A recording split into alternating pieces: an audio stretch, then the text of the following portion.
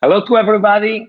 This is Davide Strozzi. I'm the CTO of Campus Party. I'm really honored to be here in this wonderful stage at this first great edition of Campus Party Digital in the world.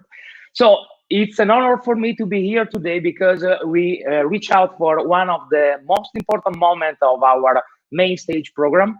So I want to introduce immediately this fantastic person that you are going to meet together with us. So for me, it's a pleasure to introduce a worldwide famous person that is a cybersecurity expert, a whistleblower that we will have the honor to listen to his vision about how to share, how to reboot the world. So please give a great welcome, a virtual one, to Edward Snowden. I would say this is sort of an unusual event. It's funny, we're all spread all over the world in different rooms. Everybody's locked up. But for me, this is how I've always lived.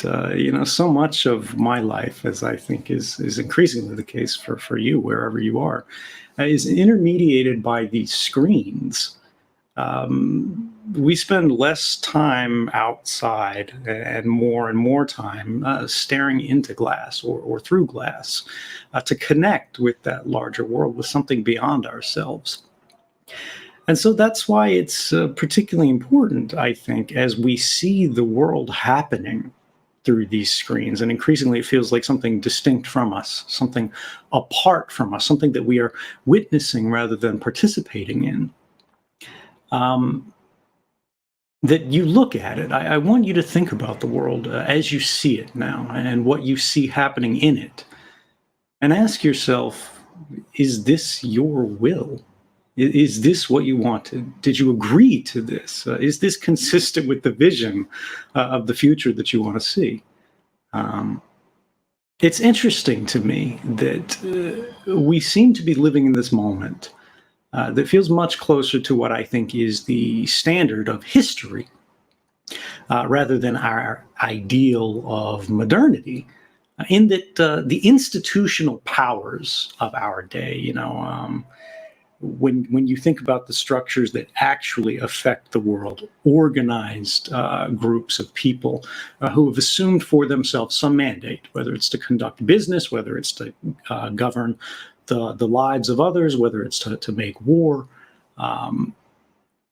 These institutional powers, they don't seem to particularly care about your answer to that question.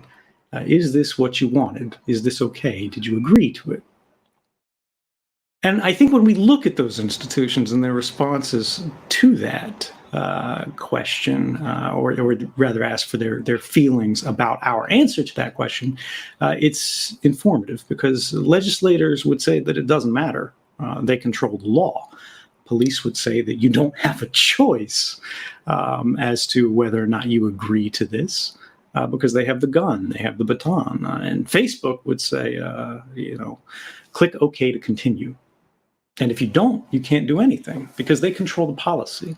And through the policy, they control the platform. And through the platform, they control the public. They control all of us and aggregate our lives, or at least exercise some great level of influence over it by gating us off, separating us from the things that we need to do to connect and engage in just what is considered today a normal life. And so there is this presumption amongst all of them that merely by existing, merely by, click OK to continue, merely by continuing, they say that you agreed to this. But I don't think that you did, and I bet you don't think so either. The reality is these institutions, all of them, they pretend that we consent to their actions. They pretend that we agree because of where we were born, or where we have no choice but to live, or lead a life to which we have no alternative because of economic insecurity, or political barriers, or barriers to movement. And I think it can be something as simple as, you opened a website, you turned on your phone. All of these things today have consequences which we are not informed about, even if you read the 600 pages of legalese, because one of the very first terms in these terms of use that are applied to our lives is that these terms can change at any time. A statement that's as true for government as it is for corporations. And it's time that we recognize these are forced choices. If we don't have an alternative but to click OK, if there's no other option but to say no thanks, I would rather have my privacy, no thanks, but I would rather not have you collect this data, no thanks, but I would rather not have you apply violence to minorities, to people who are unlike me, or even to people who are like me. I would like to be treated fairly. I would like to see a more equitable world. I would like to see a better world, and I would like to make that happen. I would like to see politicians who are reasonable rather than extremist. I would like to see police that are worried about public safety rather than state security. And I think the fact that so many of our interactions in modern life, so many of the activities that we have to engage in are intermediated as our lives are by this glass. They are separated from us by this gate of a forced choice. We need to recognize that that is not consent, and the law needs to recognize that that is not consent. The companies need to recognize that is not consent, and the only way that that happens is if we recognize that that is not consent, not in any way that really matters. And I think that is what's happening today. I think that's what we see around the world. I think that's, for a large part, what is responsible for the rising tide of anger that we feel in so many ways. People don't feel a sense of agency. They recognize that things in the world are not going in the right direction, but, and they don't agree with it. And they do care about it, despite what people say to the contrary. But they don't feel that they have the ability to change it. And that's what we're talking about when we're talking about consent. We need to realize that that lack of consent matters. We need to realize that we matter. And the only way that this changes, right, because what we're seeing is a divorce between the individual and the institutional in terms of power and accountability. We have the institutions that wield the greatest influence over society, whether we're talking about presidents, people like Donald Trump, whether we're talking about people in Hungary, whether we're talking about people in Brazil, whether we're talking about people in Russia or China, new presidents for life.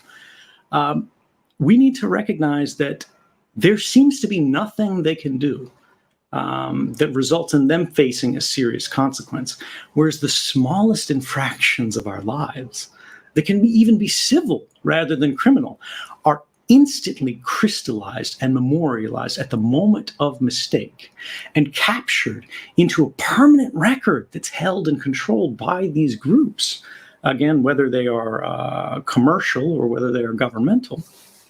And we have no influence to change them. But that's what we need. We need things to change. And, so many people are asking for change. They're basically complaining. They're writing articles. They're going, Facebook, you need to do this. They're going, government, please do this for us. But the sad truth of history, when you look at it, they are actually better than the problems we had in the past, as hard as it is to say. The world is getting better. But we are at a moment of regression.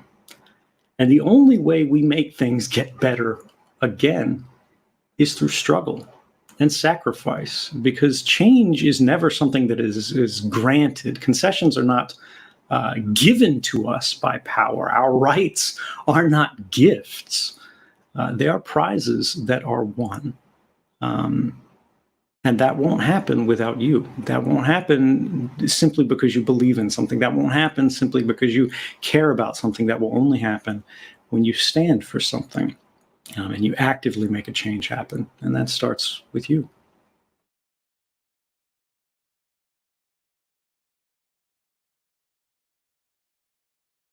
I guess if you can hear me, let's go to questions. Yes. Thank you very much, Edward, because your words are really inspiring us. And we need more transparency. We need to know that effectively our rights are in a word, prize that we have to win. We have to struggle. And that's for sure is something that we have to remind always.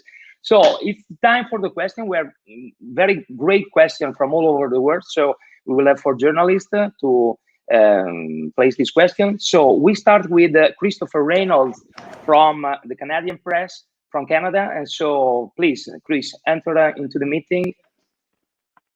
Thank you very much, Edward, for taking time to chat with us today.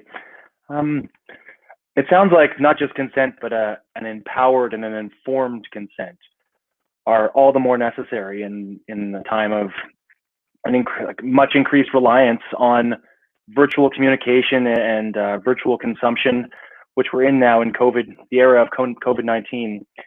But before getting back to what you were saying, I just wanted to touch on that subject that's dominated headlines for the past 4 months. We know COVID-19 has upended the lives of so many people. Folks have lost their jobs. They've been homeschooling their children, and they've just been isolated from friends and family.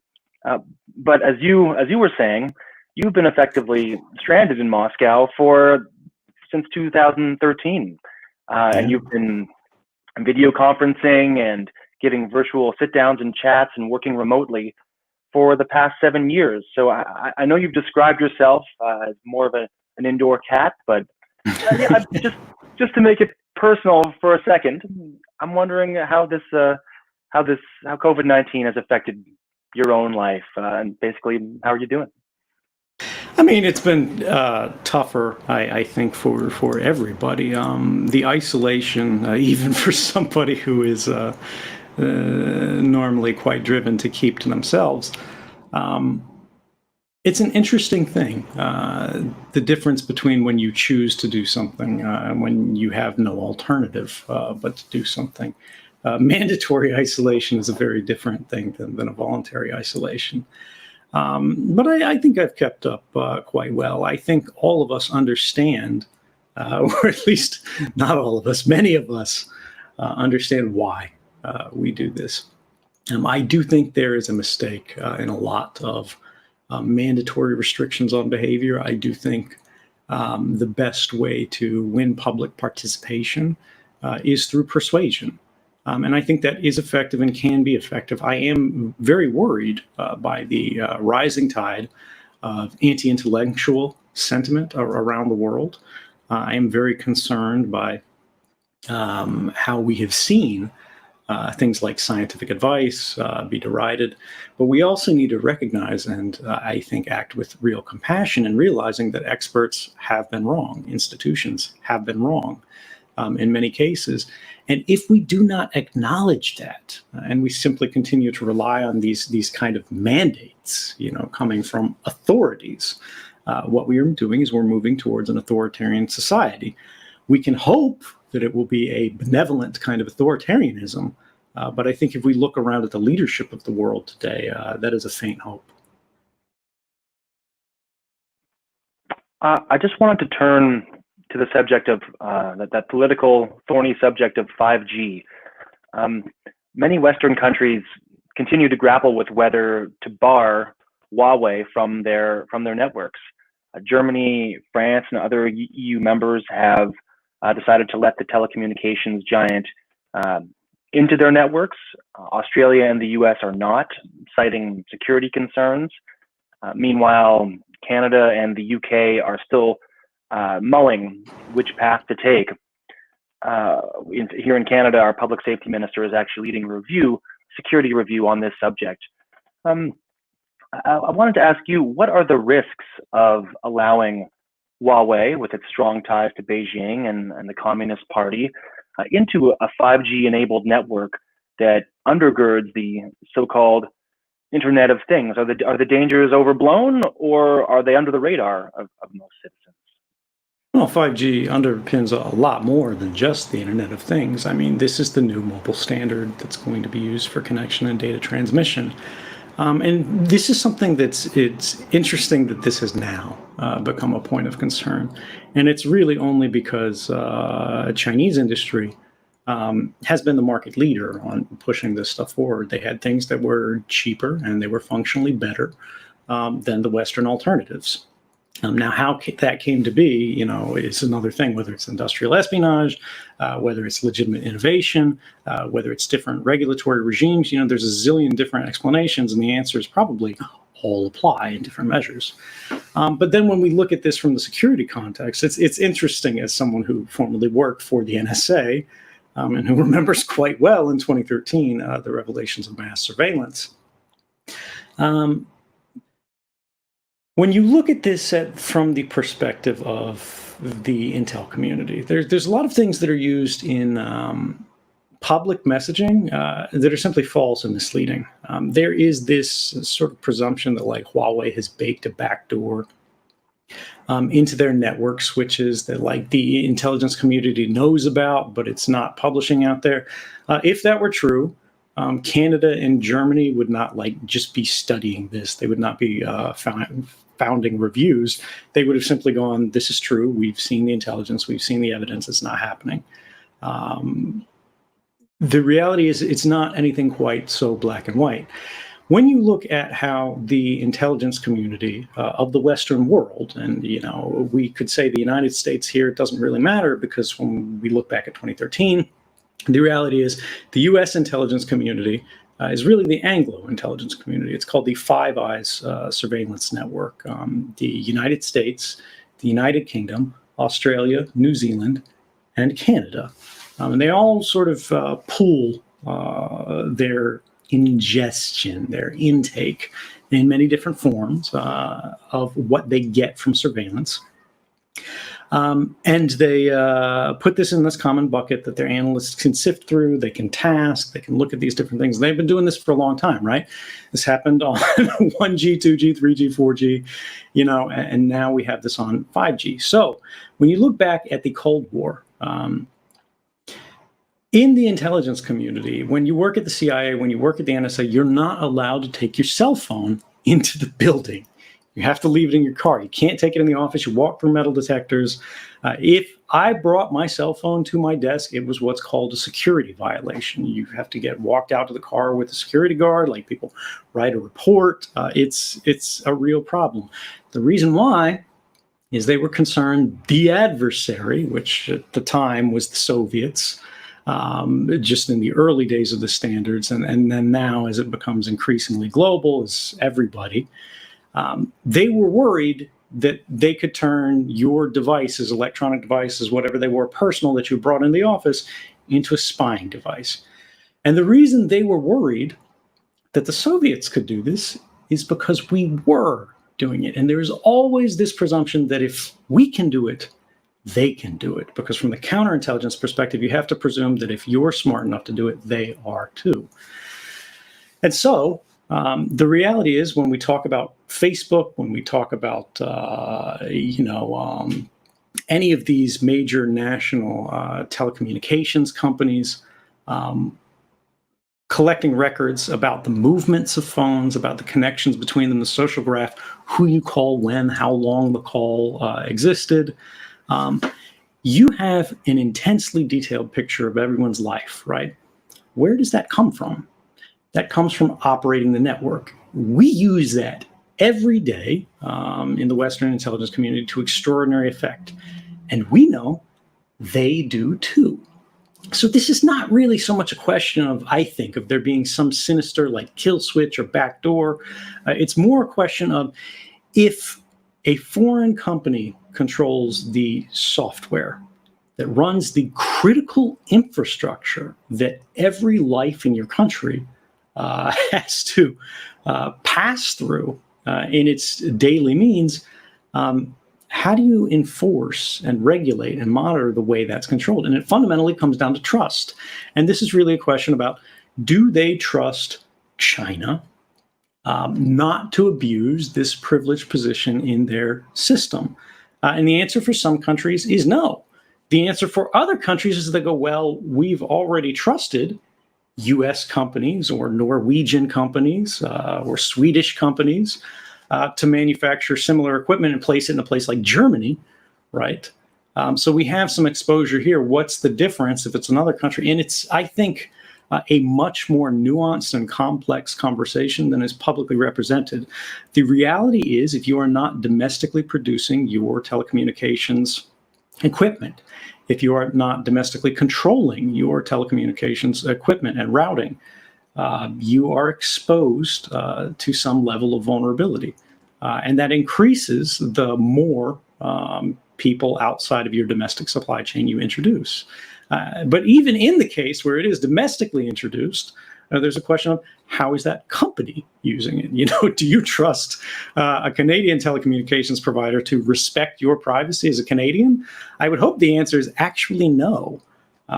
Because if you thought otherwise, it's wrong. Like legally, they will do everything within the law to avoid being sanctioned. But as far as being good stewards of private information, nobody in the world is meeting that standard on a mass scale. However, that is not to say the threats here are equivalent. There is a distinction between domestic and international abuse. There's a difference between country A and country B. But I think when the core takeaway here is the public conversation happening around do we let Huawei sell switches into our core network or do we borrow them from it is not being honestly represented for what it really is. This is less about public safety, I think, than it is about power and which institutions and which companies have that power. One of the core things here comes also to legal wiretapping. If the Canadian Secret Service wants to monitor somebody on a Huawei switch, what happens if that switch is too secure? They have to go to the company and they have to ask for help getting it in and applying a wiretap. They might be a lot more comfortable leveling that task to a Western telecommunications services company that's cooperated with them for the last 60 years than they would with a Chinese company that's going to talk to the MSS the next day. Thanks very much, Edward. I'll let my colleagues ask some more questions. Thank you another again. Colleague from Italy. So I'm glad to invite on this virtual stage Bruno Ruffilli from La Stampa, Italy. So Bruno, please go ahead with your question. Thank you. Hi there, hi Ed, and thank you for my question. So we have been told that contact tracing apps can help fight the pandemic. And Apple and Google, as you are aware, of course, teamed to build a common platform, which has been adopted by many countries, including Italy. And so they say they have no access to data produced from these apps, and all governments say the same thing. But the platform will remain on our smartphones even after the pandemic has gone. So how can we be sure that this is not another way to collect people's data? This is a great question, and I think the answer to it is baked into the question itself. This idea of, okay, you know, we build these extraordinary capabilities into our devices. How do we make sure they're not used for an ulterior purpose the day after the pandemic is over? And what we are missing from a lot of these platforms and programs is a drop-dead date, something that's baked into the software, a kind of expiration date that goes in 3 months. If this is not renewed, if there's not, you know, a ruling by whichever group is trusted, that these things will phase out, that they'll be shuttered, that they'll be mothballed. Now, I have read the technical white papers for Apple and Google's joint proposal for baking this stuff into the operating system. And I have to tell you, it's actually a lot better than the national alternatives in terms of being designed with privacy in mind. When you look at things like the Australian COVID tracking app, it was an absolute privacy nightmare. They were just turning on basically every geolocation contact tracing kind of capability on the phone to create a perfect record of your movements to the best of their capability, and then sending that out to all of these outside databases where then it's up to them to control. Whereas the Google Apple one, the information is more held on the phone, which is kind of similar, to how your fingerprint is held when you enroll in like biometrics. It's not sort of sent elsewhere, it's on the device. And then later you have an option, if you're diagnosed or whatever, to share this information by voluntarily uploading it to international or national databases. And these kind of things where the idea is around the individual consent, the user consent, you have control of your data and then you voluntarily share it. This is a better model than we have seen in the past. The question is it good enough? Can we trust it? I think the danger in doing this, even though I think it's well-intentioned, they are playing a sort of a careful game of chicken, these companies. I think they are trying to get a capability out that they can go is good enough to provide what governments are asking for and perform the legitimate public health role in the least privacy impactful way for their industry, so that they avoid getting a law passed, a government mandate that says you guys must do this, you must build a more intrusive system because we're really worried about this public health emergency. And I think that is a real concern, but this is also the other side of the problem. Like we talked about with fingerprints. Okay, let's say your fingerprint is on your device, it's not used elsewhere, but now you have devices that can scan fingerprints that are all over the place. Great, you know, it's not been applied and abused on a mass scale yet. But then it moves to things like facial unlocking. All right, now we've got huge investments in facial recognition. And we go, okay, well, we're only going to do the same thing. We're just going to put your face print on your phone. It's not going to be shared out in the cloud, anything like that. But now there's 10 zillion companies out there who are building facial recognition technology. And guess what? There are countries like China that don't care so much about these privacy requirements. And so now you go to the market and somebody else's phone running a special app that's not mediated by the operating system, not mediated by Apple or Google, it's just some homegrown thing, takes a picture of everybody who enters the marketplace, everybody who enters the workplace. And now that's uploaded and held wherever they want, right? We have a proliferation problem in this space. So I want to be clear here. When we talk about these proposals by Apple and Google to bake things in the operating system, there's a real question of, should it be done at all? Is it strictly necessary? It could be better, I think. It could also be a lot worse. But the reality here is, who should ultimately be making these decisions about voluntariness of participation in society? Should there be these mandatory requirements? You get on a bus, you're tracked everywhere you go. You get on a metro, you're tracked everywhere you go. You go to the market, you go to work, you go to McDonald's, you go home, you go to the hospital. Anywhere you go, there's a record being made about you, about your private activities, about your private lives that you do not control.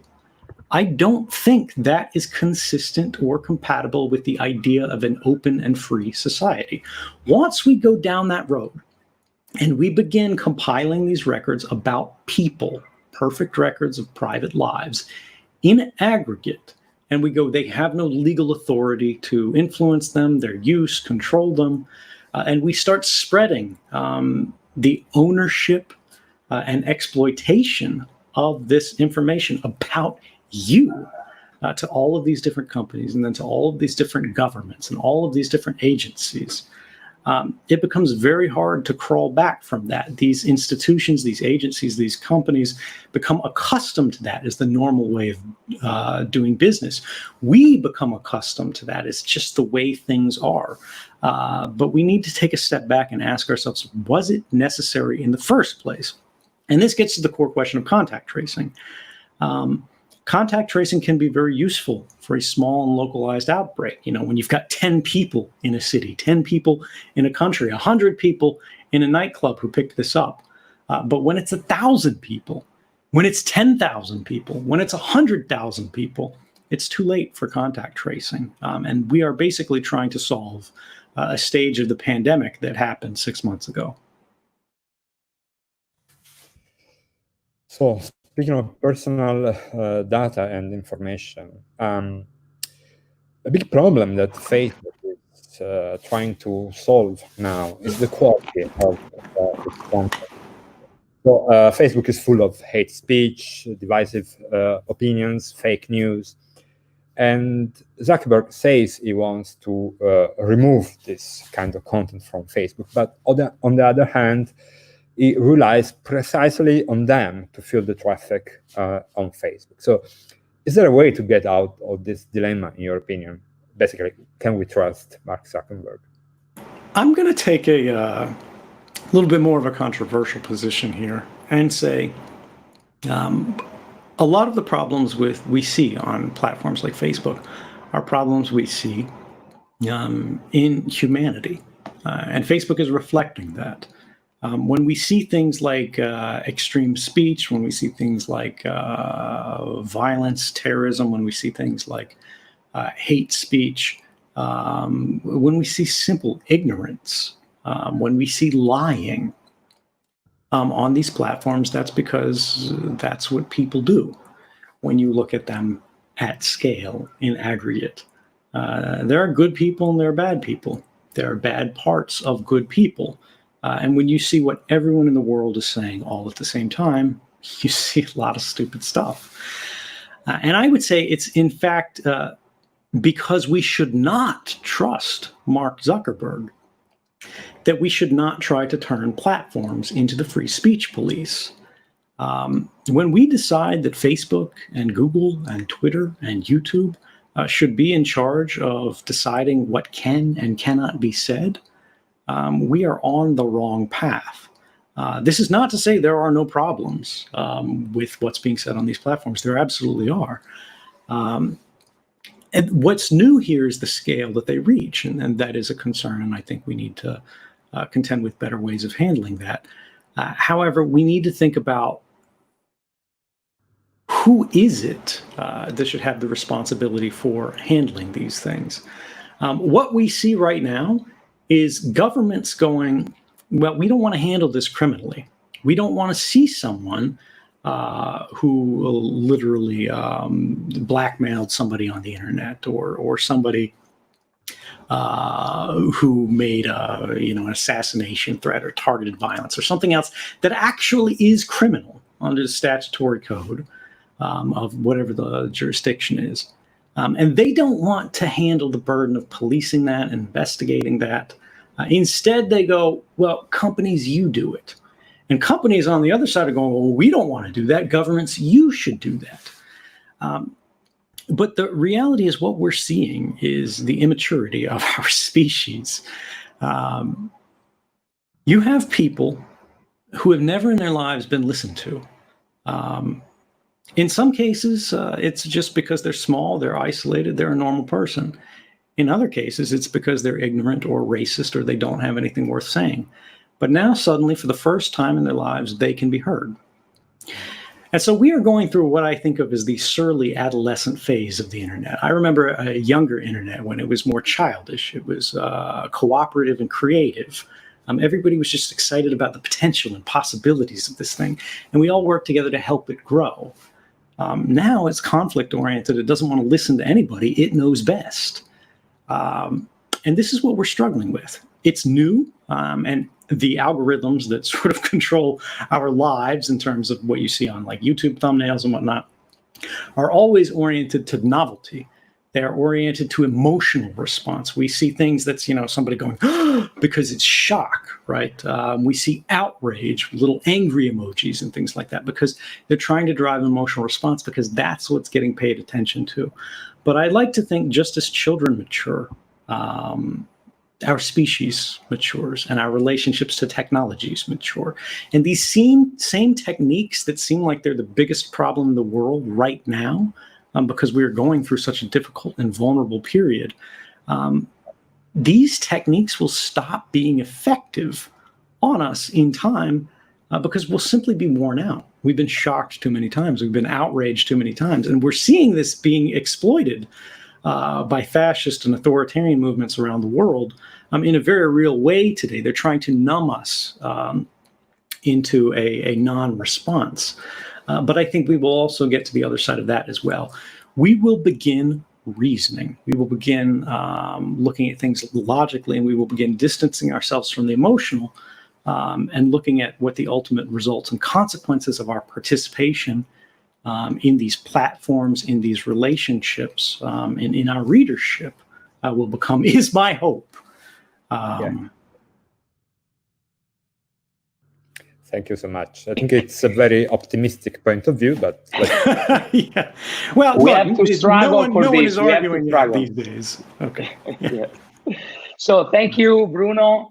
And so we are going to get in contact with another colleague, that is Rafa Pandero from Prisa Radio in Spain. Please, Rafa, here you are. Hi, Edward. Hi, everybody. Can you hear me? It's okay. Hello. Yes, I can hear you. Okay. Thank you for your work. Very interesting message, really. And thanks for having my questions too. My pleasure. First, you have mentioned Donald Trump in your speech. We all know that there's a new presidential election in USA in November. It's easy to imagine that under the Trump administration, you, Mr. Snowden, will be judged as a traitor and probably go to jail. But what if that's not the case? I mean, would you expect some kind of change in your personal situation in case of Joe Biden wins? Or it'll be exactly the same then under Trump administration, or even the same that it was under Obama administration. We remember how it was. And following this, if you can give us a personal point of view, do you feel that in some time would you ever be allowed to go back to the USA? Yeah, so when we think about this idea of sort of Trump versus Biden as it relates to my personal circumstance, you have to understand that Biden was the vice president of Obama. He was in place without complaint as this revelation of mass surveillance in 2013 spread across the world. This is the same kind of policy, the same kind of politics that was responsible for these abuses in the first place. Trump is no reformist. Trump has not made any effective changes in terms of curtailing these abuses of mass surveillance. Instead, he has tried to politicize the issue for personal and political advantage. We have seen some interesting sort of defections from the public positions of the Obama administration once those people left the White House. For example, Obama's attorney general, Joe Biden was there for that, Eric Holder, said after he left the position of attorney general, remember, this is the guy who's saying I should go to prison for the rest of my life when he's in the White House. Once he's out of the White House, says he believed what I did was a public service. So there is, I think, shall we say, more of a historical perspective, an awareness once these people are out of power. But I think that revolving door, when these people re-enter power, they go back and they adopt their old positions. I don't expect any kind of evolution or improvement under a Biden White House that's any different from an Obama White House or a Trump White House. The reality is the mass surveillance of Americans and people around the world has bipartisan support in the elite circles of the United States government. It's a sad thing, but that's the basic reality of it. In the longer term, the fact that we see people like the man who's in charge of indicting me with crimes once he leaves power going, oh, yes, what he did, as much as I complained about it and said it was, the crime of the century when I was in power, eventually saying, no, this was a public service, indicates that with time, as this generation leaves power, things may be different. And the benefit that I have is I'm a very young man. And the people who are responsible for these crimes against the public are very old men. So we'll see what the future holds. Okay, let's see what the future will give us. I want to ask you about the past. Let's go back to 2013. I think that the impact that your revelations as a whistleblower initially had seems to have faded out in some way. 7 years have passed since then. And now we can see that many people, and especially young people, have no problems in sharing their personal data and their personal information if they can stay connected. So, from your personal point of view, have you ever asked yourself, was it worth it? And have you ever regret of what you did? And no, this is a good question. I've actually been getting the same question for the whole 7 years. As to regrets, I don't regret anything beyond not coming forward sooner. If I had known sooner, if I had been able to prove what was happening sooner, there's a chance that our response would have been more effective in reducing how far the epidemic of mass surveillance spread, how many countries it spread to before it was recognized for what it was, and it could be halted before it was a fait accompli, right? Because the reality is mass surveillance was rolled out around the world under cover of darkness. The public wasn't allowed to know it was happening because these governments were afraid that they would object, quite rightly, as we saw when the public did learn about it. But once it's already been done, there's this question of what do you do about it?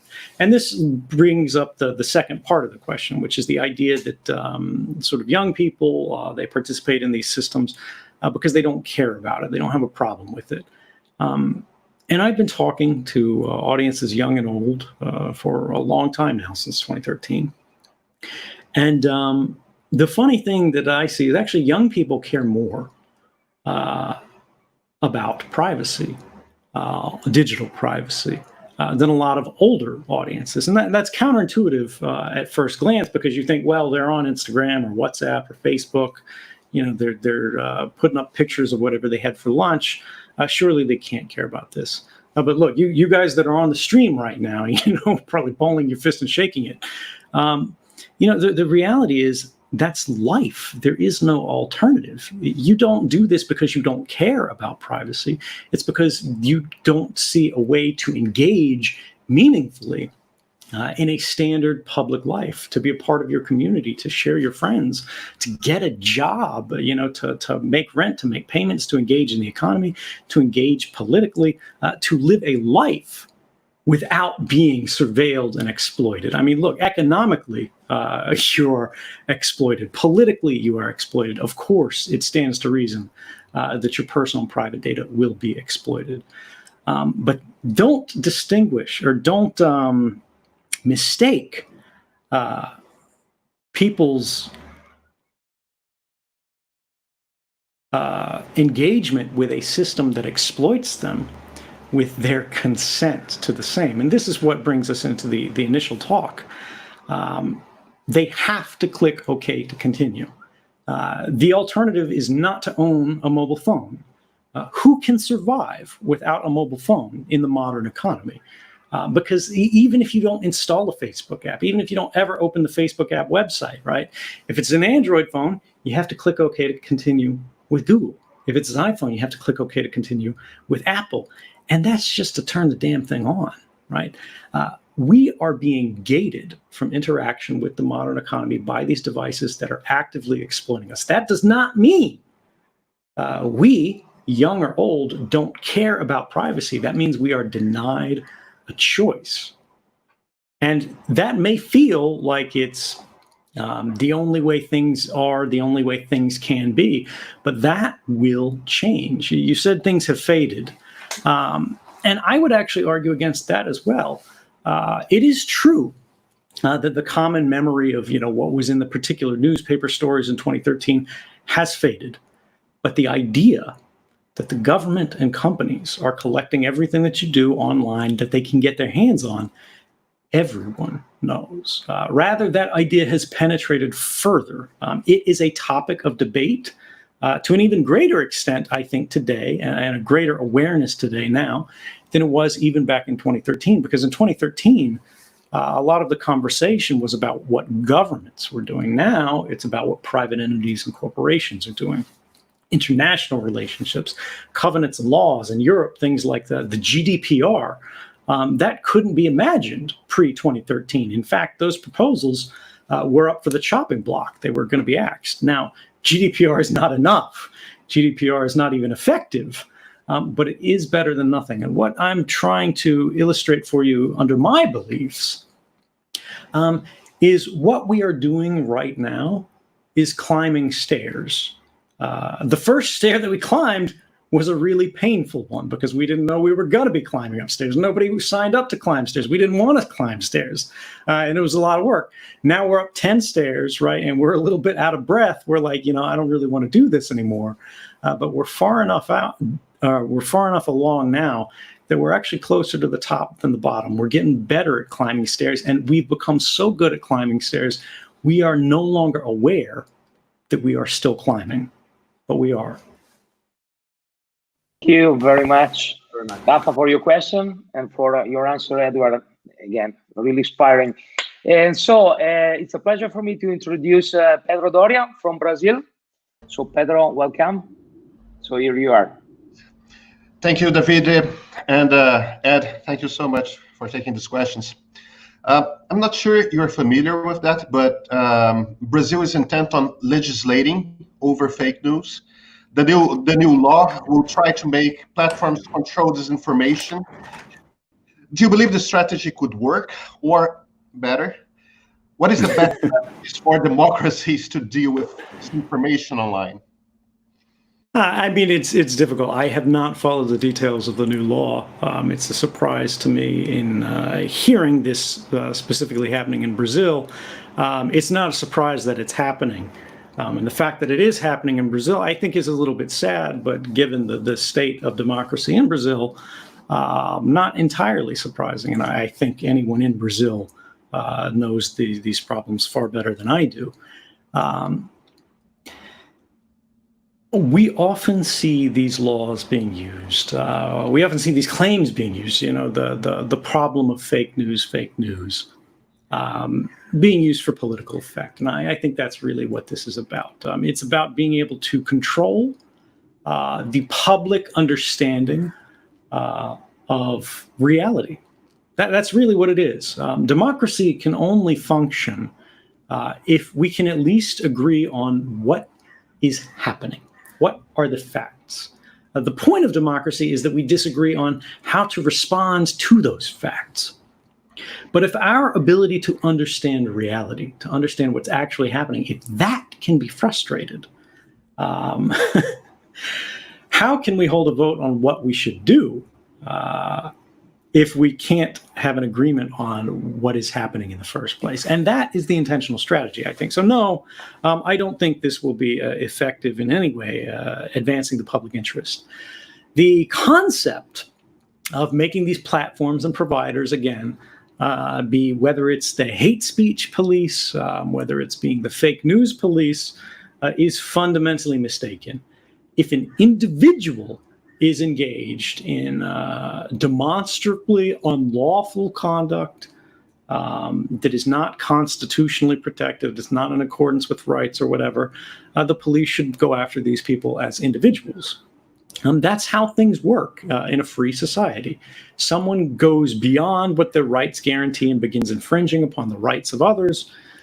You investigate them, you indict them, you charge them, and if you can prove guilt, you punish them. But we see governments trying to break that loop, going, no, investigation's too hard, or it's too politically fractious, or we don't want to do this.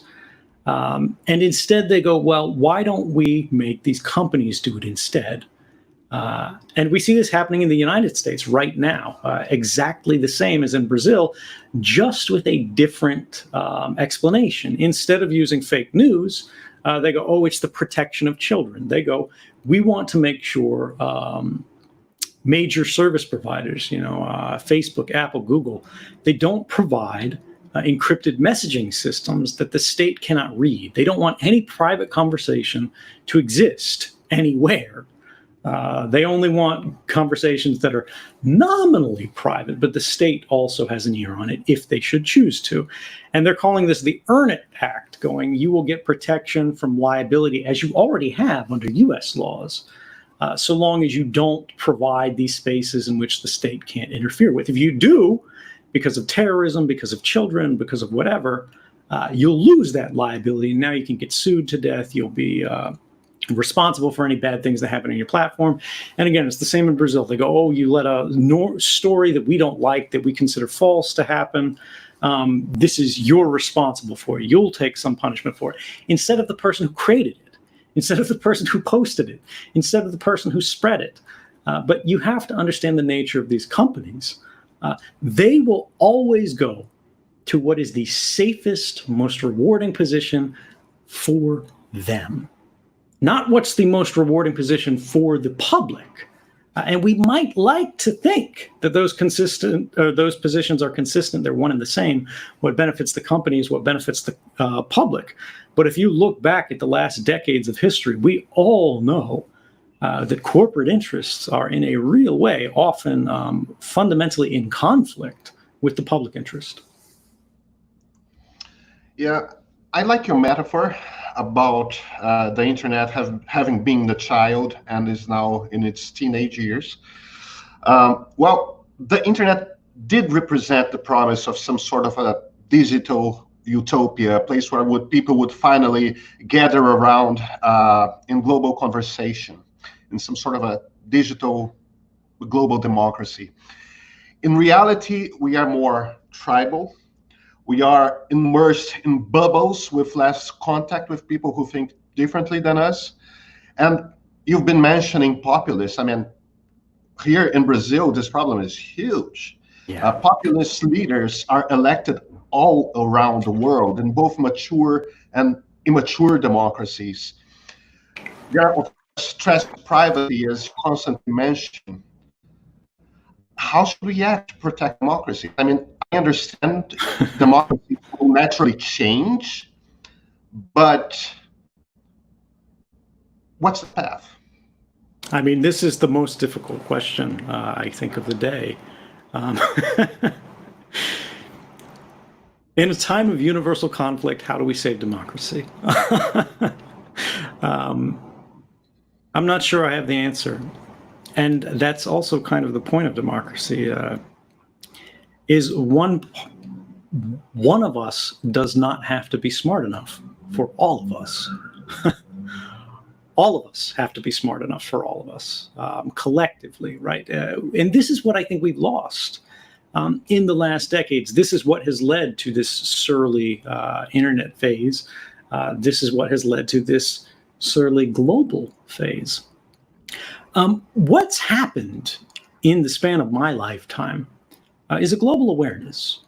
We have moved from thinking locally in terms of towns and cities to thinking of what was in the reach of our radio broadcasts, to thinking what was in reach of our national news broadcasts, to now finally thinking internationally, now thinking globally, now thinking about everything.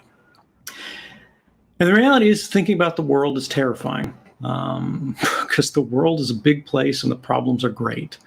People have become scared. They have felt small. They have felt frightened. They have looked at the challenges that we face, and they have become fearful. They have realized how unequal the world is. They have realized how unequal their communities are, their nations are, their economies are. And when they have entered a position of personal vulnerability, they have entered a position of political vulnerability. That has now been capitalized on by these, again, authoritarian populist leaders. And I want to be clear that we have had authoritarian leaders even before the rise of populism. Obama was an authoritarian leader. Bush was an authoritarian leader. You could say, in a way, even a Dilma was an authoritarian leader. But this is simply because when you are a national government, you start to see the law as a blunt instrument for shaping behavior. And that's simply how far we've progressed. We haven't come up with a better system yet. Now, when we look at the failings, when we look at the vulnerabilities, when we look at how to move beyond that, I think what we have lost, again, is the sense of the individual responsibility and the collective responsibility. We have become so frightened of the world that we have been willing to invest whatever small fraction of political power we hold through, for example, our vote, into whoever was willing to promise to solve our problems. In previous generations, in previous elections, that would be the person who promised hope. and change. And now it's going to the person who promises to vanquish our adversaries. But now we are beginning, I think, particularly in the countries that are suffering under these most authoritarian populist leaders, suffer the consequences of that rule, and seeing that they are not being led, they are being ruled. And I don't think people want to be ruled. I think they would prefer to be led. But that is not a lesson that really seems to endure in humanity beyond the living memory, right? This is, unfortunately, a lesson that we have to learn ourselves, and it is a painful lesson. But we are beginning to see, I think, the lived consequences of our poor political choices. And that means that as we move into these next cycles, as we see someone like a Bolsonaro who came to power through kinds of corruption, like through a Sergio Moro, you are looking at the imprisonment of the opposition and all of these things. And you're starting to get a glimpse of what a future of this perpetual policy of punishment would look like. And when you have that, you start to go, all right, maybe the institutions aren't going to fix things. And maybe the election cycle is not going to fix things. Maybe things have to start with me.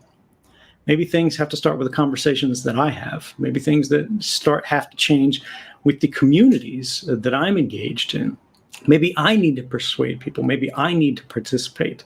Maybe I need to make better choices. And basically, we start to reach the idea that makes democracy hold so much power in its initial form. Right now, none of us really have democracy. We have this idea of a representative democracy.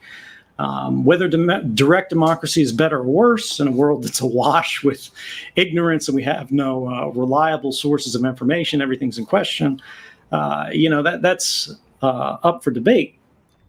But what we can say is this: the idea that people determine their own futures still holds promise. That is still attractive to people. When we see those who said they're going to solve all our problems once they take power, they actually made our power worse. And just as we are being educated about the nature of global communications through the internet and a larger conversation, I think we are being educated about the consequences of political decisions taken in a moment of fear. The only concern that I really have about the political future of our people, collectively, whatever country, whatever flag, whatever language you speak, is that we do not learn from our fear. I remember September 11th in the United States. I remember the Patriot Act that passed nearly unanimously, that shredded a generation's worth of rights. And I saw the decline that happened in consecutive presidencies following that. I saw the Bush, I saw the Obama, I saw the Trump. And the mistakes and the abuses of the presidencies were not corrected by the one that came after it. The fear did eventually begin to subside. The threat of terrorism, if you look around the world, nobody's really talking about that much anymore. We are beginning to create a more resilient understanding of the threat of terrorism, which is real, but it is a criminal threat. It is not a transnational, threat. This is not a peer. Terrorism is not going to destroy Brazil. Terrorism is not going to destroy the United States. It is a criminal threat that should be countered through smart policing and international cooperation. We see the same thing happening, I think, at the very beginning with the abuse of our rights digitally through the internet. We are beginning to see a growing understanding of the abuse of our rights through economic exploitation and inequality. And we are beginning to see, honestly, I hate to say it, but the harm of what are truly proto-fascist movements spreading around the world that are trying to enforce a common picture of facts that is not reflected in objective reality. But when we see the consequences and when we suffer those consequences, when we feel them, when our very comfortable lives become uncomfortable, when we're no longer worried about will we get home in time to watch our shows, but worry about will we have work tomorrow? Will we have family tomorrow? That's when change begins to come, because that's when people become committed to the necessity of it. And it is the necessity of change that creates the reality of it. Because that's the basis. We have to agree that there is something wrong. We have to agree that we did not consent to this, that this is not the world we wanted, that this is not the world that we signed up for, and we are prepared to struggle and to sacrifice to see that world get better. That's what gives me hope in an increasingly hopeless world. Quite insightful. Thank you so much. Thank you very much, Pedro. Thank you a lot. We will stay hours, I think, to talk about this argument, and but time is running out. But I think we have room for the very last question that is coming from our people online. And so, if I'm not wrong, there's a question that is coming from a very old friend of Campus Party, that is John Madagall, that is the board chair of Linux Professional Institute. So, if it can be put online, but the question should be like that. Would democracy, socialism, or capitalism be a better economic model to reboot the economy? You know, this is a question that's sort of beyond my expertise because I'm not a political theorist. But I was reading actually just today that there was a new sort of political ideology that's beginning to spread that they are calling libertarianism. I'd like to think they mean classic liberal there. And the idea is that the economy is allowed to function and spread in a largely I don't want to say unregulated, but the market is allowed to operate rather freely. But after the point of commercial transaction, the market is functioning healthily, taxes are applied, and sort of the economic output is redistributed in a more liberal tradition. The idea being you try to address inequality on the back end rather than the front end. And I'm not, again, an expert on any of this, so my opinion should probably be taken for what it's worth. But it seems to me that we have an inequality problem that must be addressed if we're going to avoid civil wars, very real civil wars, in the coming decades, because we are reaching a point, I think, of fracture. You cannot have the most powerful in society being held to the lowest standard of behavior when they have the most influence over the lives of everyone else in a society. At the same time, you have the lowest of society that has the least influence over the lives of everyone else that are held to the highest standards of accountability. You know, the smallest mistake they made is instantly detected and punished, whereas the people with all the lawyers, all the money, all of the connection, they can do whatever they want. We need to find a way to address the inequalities that are coming out of the way business is being centralized, business is exploiting people broadly and collectively. And ultimately, we need to look at, as more work is automated, as fewer people around the world are qualified to meaningfully advance human society. We no longer need people to put things in boxes. We no longer need people to move around boxes. We no longer need people to scan boxes and take cash, right? When unskilled labor becomes less viable as a means of ensuring a lifestyle for people, a general life of dignity and participation, just being able to survive and to provide for those that you love. How are we going to accommodate these people? One of the things that we've talked about today, and you know, people don't like to talk about this. They don't like to think about this as the spread of misinformation online.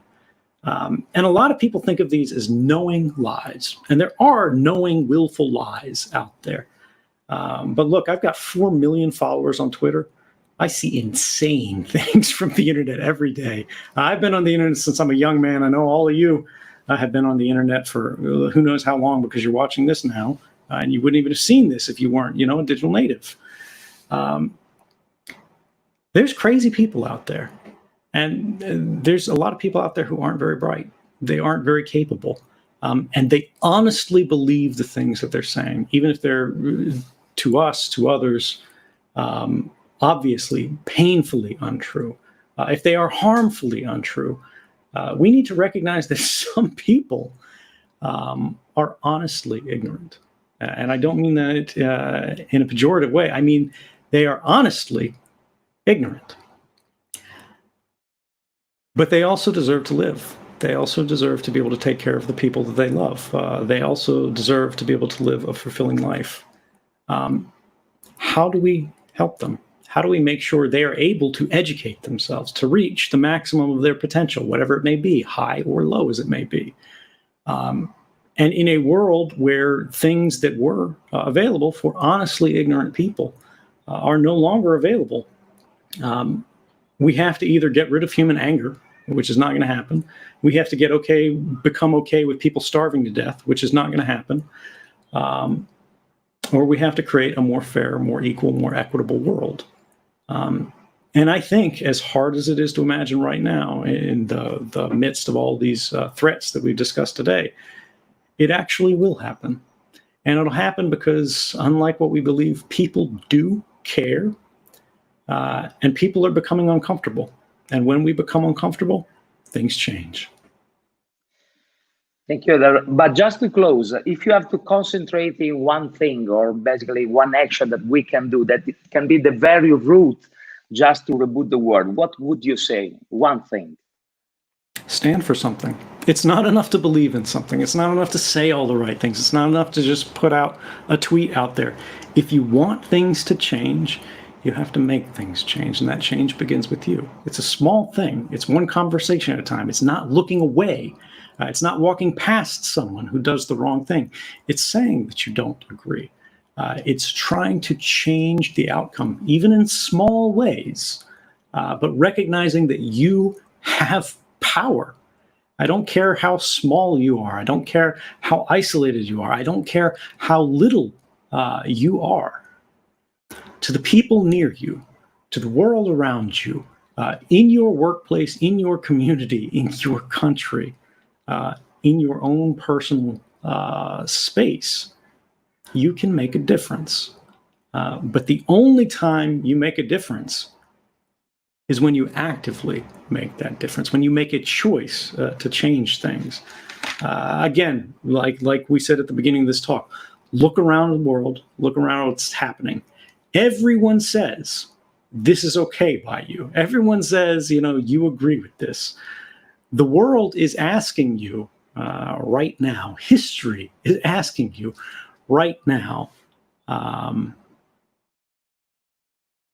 click OK to continue. And for me, I'm done clicking. Thank you very much, Ed. So we in Campus Party believe strongly that we can do something to reboot the world. So for all Campus Zeros all around, let's try it. Thank you, Ed. Thank you. Really appreciate it. Great talk. Thank you very much. See you next. Bye. Thank you so much. Bye.